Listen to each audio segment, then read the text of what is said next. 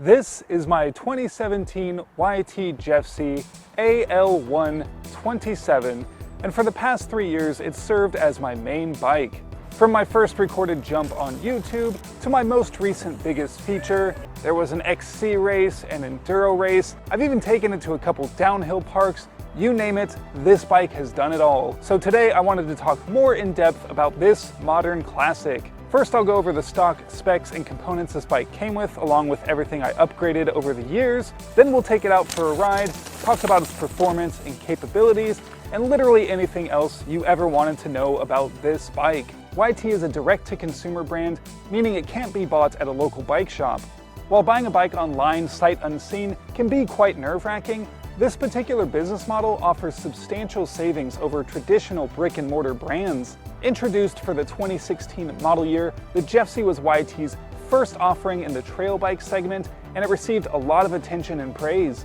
A long list of stellar reviews is what prompted me to push the buy now button. This particular model cost $3,000 when new, and that was back when YT offered two different aluminum builds. They offered the AL2, which was the lower end version, and it actually came with a front derailleur. Then there was this, the AL1, which had a 1x drivetrain and nicer components. I wish YT still offered two different aluminum builds, but unfortunately, the aluminum build is basically their entry-level model with lower spec components, so if you do want higher end components on a YT Jeffsy, you're gonna have to go with a carbon frame. This bike has 150 millimeters of travel front and rear, with a RockShox Pike RC up front and a RockShox Deluxe RT out back. I'm not really a suspension geek, so I can't tell you, oh, it has this many clicks of damping and it has this type of spring and air compression and all that. I don't really care about all that. I just know that I really like RockShox Pikes. They feel great, they're very smooth. This Deluxe RT, I have nothing bad to say about it. It's plenty comfortable. The bike originally came with Maxxis High Roller 2 tires, and they were both 2.4 inches wide. Those tires were great. I have nothing bad to say about them. I eventually wore them out and decided to upgrade to a Minion DHF up front in a 2.6 inch width, and then a Maxxis Aggressor out back in a 2.5 inch width. I'm also running rim-packed tire inserts front and rear.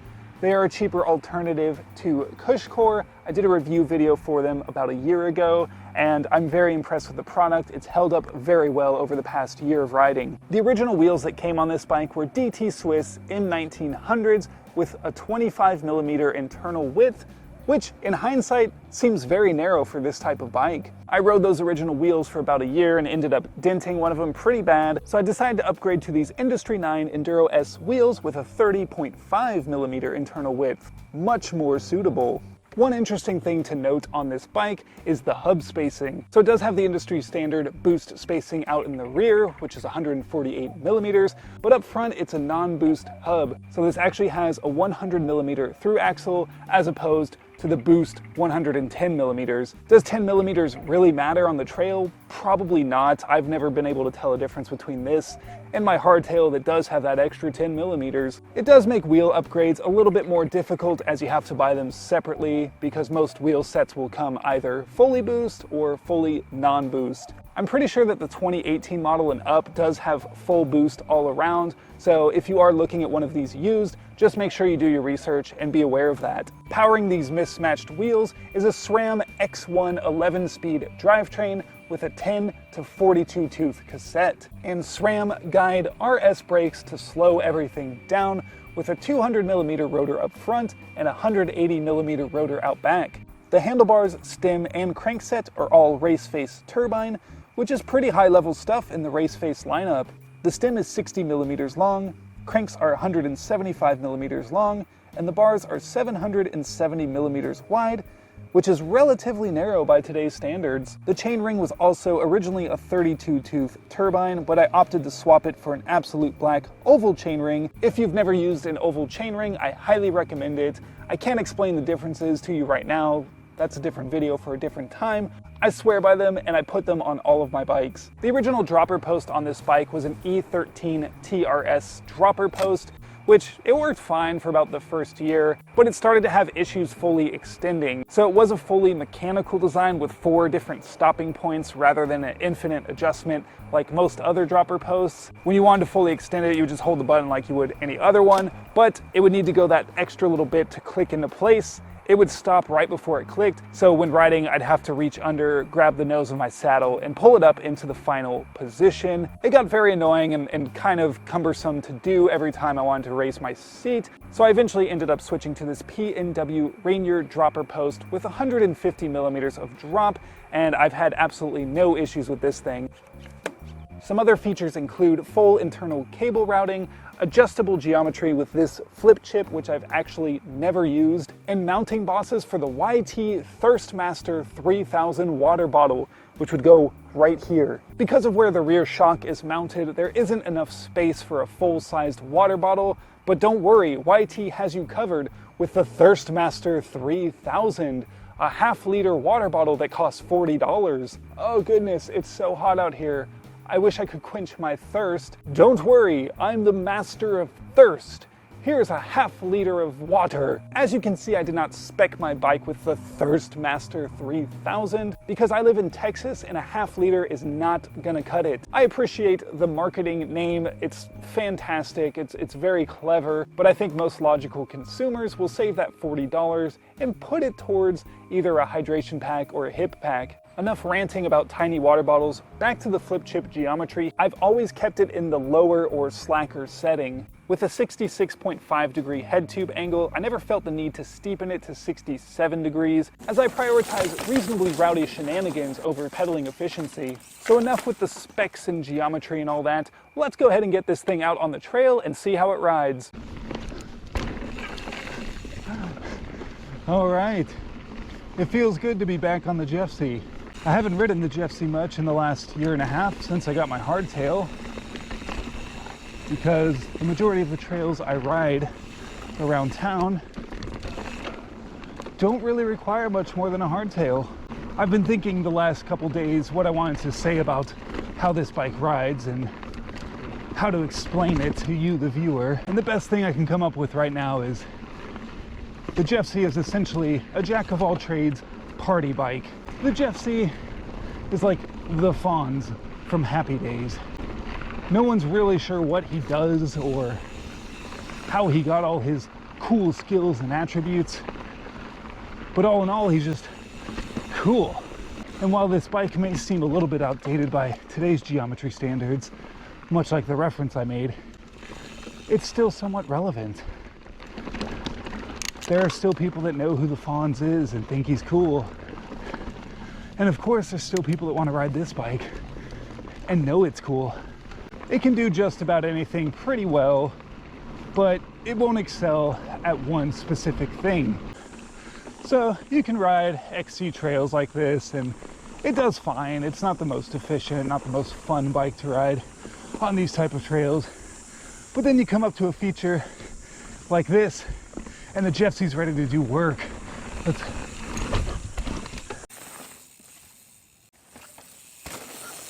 There's a cool rock garden here that this bike is well capable of handling without even thinking about it. Smash through it. That's fun. Now, climbing that same hill on this bike, not so much fun. I'll try it really quick, but nope. On climbing with this bike, I feel a little unbalanced. I think if it had a slightly steeper seat tube angle, it'd feel a little bit better.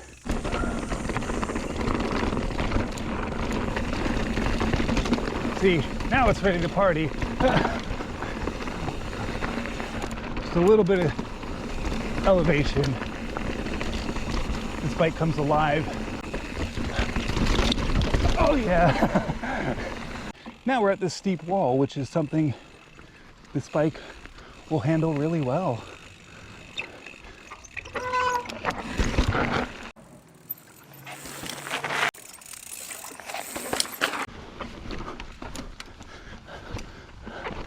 There we go. You do have to watch your pedals on this bike.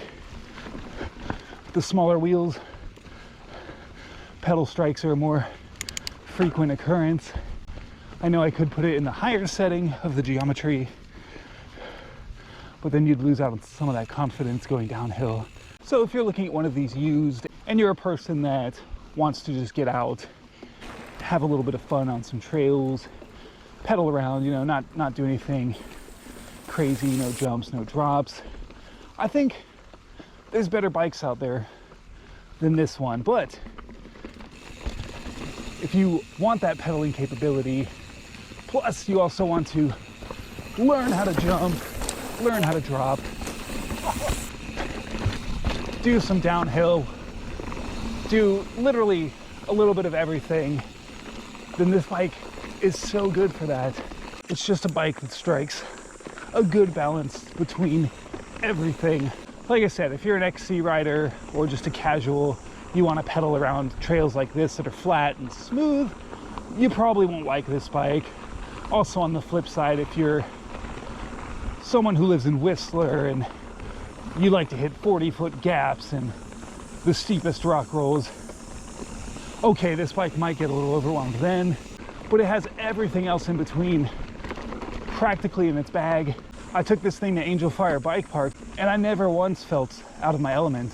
I've ridden quite a few gnarly places on this bike, and I don't think I've ever once said, oh, I wish I had more travel or more bike. Like, I can never recall thinking that or even feeling that for a moment. There are times when I said, oh, I wish I had less bike.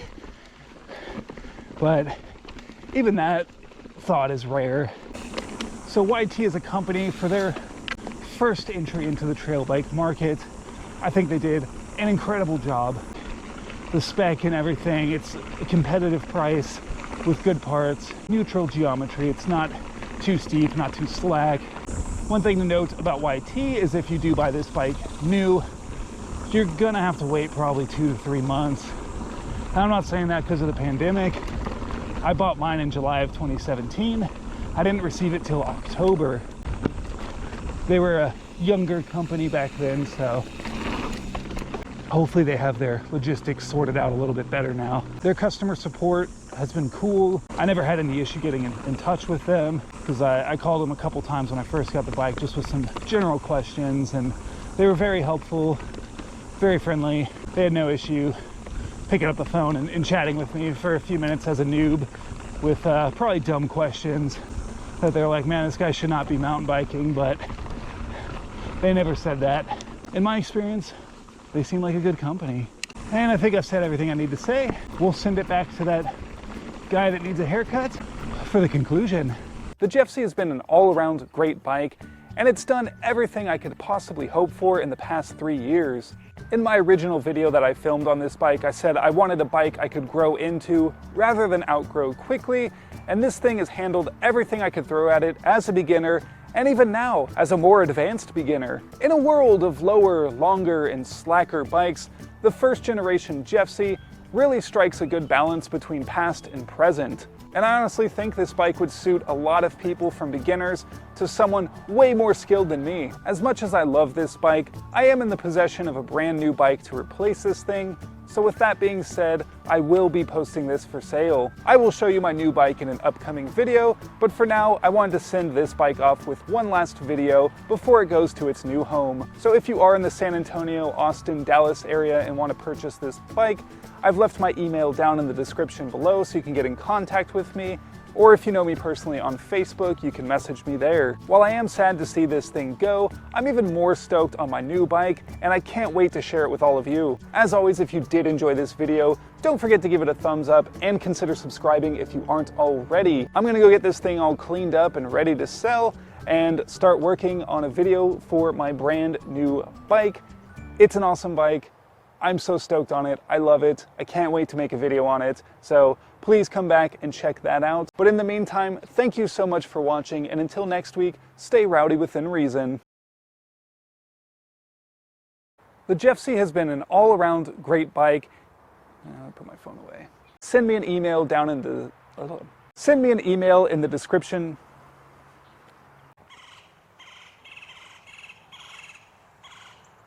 Can you chill, bird? As always, YT is a direct-to-consumer I can't speak. The original wheels on this is a plane. Hold on. It's never easy, is it? I do live like across the street from a small airport, so what can I say?